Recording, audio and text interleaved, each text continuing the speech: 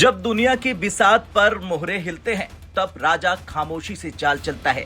आज की कहानी कुछ ऐसी है। एक तरफ अमेरिका और वेनेजुला के बीच भीषण टकराव, दूसरी तरफ पश्चिम एशिया में इजराइल ईरान तनाव और इसी बीच भारत के प्रधानमंत्री नरेंद्र मोदी और इजराइल के प्रधानमंत्री बेंजामिन नेतन्याहू के बीच एक फोन कॉल, जो दिखने में भले ही औपचारिक लगे लेकिन इसके एक संदेश बहुत गहरे और दूरगामी है। आज के इस वीडियो में हम समझेंगे अमेरिका वेनेजुला संघर्ष का ताजा अपडेट, पीएम मोदी और नेतन्याहू की फोन कॉल पर हुई बातचीत का असली मतलब और भारत की बैलेंस डिप्लोमेसी, और सबसे बड़ा सवाल, डोनाल्ड ट्रंप को इस कॉल से क्या संदेश गया। दरअसल पिछले कुछ समय से अमेरिका और वेनेजुला के रिश्ते लगातार खराब होते जा रहे हैं। अमेरिका ने वेनेजुला पर सख्त कार्रवाई की, वेनेजुला के राष्ट्रपति के करीबी लोगों पर शिकंजा कसा गया और मादुरो को गिरफ्तार कर लिया गया। भारत ने इस पूरे घटनाक्रम पर चिंता जताई। विदेश मंत्री एस जयशंकर का बयान आया कि भारत किसी भी क्षेत्रीय अस्थिरता का समर्थन नहीं करता है, यानी भारत साफ कह चुका है कि हम किसी गुट की राजनीति का हिस्सा नहीं बनेंगे। अब आते हैं उस फोन कॉल पर जिसने जियोपॉलिटिक्स में हलचल मचा दी।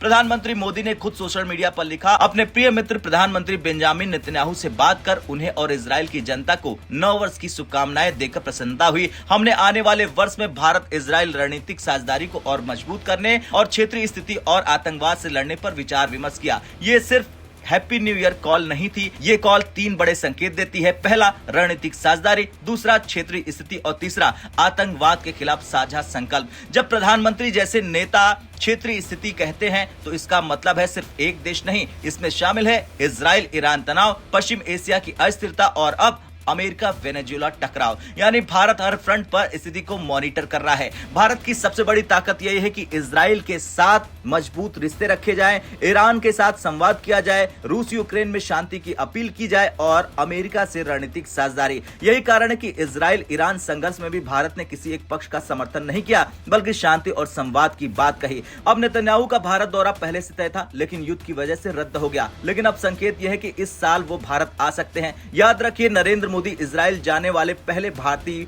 पीएम है। नेतन्याहू भारत को प्राकृतिक सहयोगी मानता है। नमस्ते से संबोधन कोई औपचारिक नहीं बल्कि दोस्ती का प्रतीक है। प्रधानमंत्री मोदी ने साफ कहा है कि आतंकवाद से और अधिक दृढ़ संकल्प के साथ लड़ने पर साझा संकल्प है। याद कीजिए, पहलगाम आतंकी हमला, इजराइल की तरफ से कड़ी निंदा की गई और ऑपरेशन सिंदूर के वक्त इजराइल का भारत को समर्थन। ये साफ करता है कि आतंकवाद के खिलाफ भारत इजराइल एक लाइन पर है। अब आते हैं इस वीडियो के सबसे अहम हिस्से पर। डोनाल्ड ट्रंप की नीतियां हमेशा से हार्ड पावर और प्रेशर डिप्लोमेसी पर आधारित रही है। ऐसे में अमेरिका वेनेजुला एक्शन, पश्चिम एशिया में तनाव और इसी समय मोदी नेतन्याहू कॉल, ये संकेत देता है कि भारत हर बड़े घटनाक्रम पर सिर्फ देख नहीं रहा बल्कि बैकडोर डिप्लोमेसी के जरिए सक्रिय है।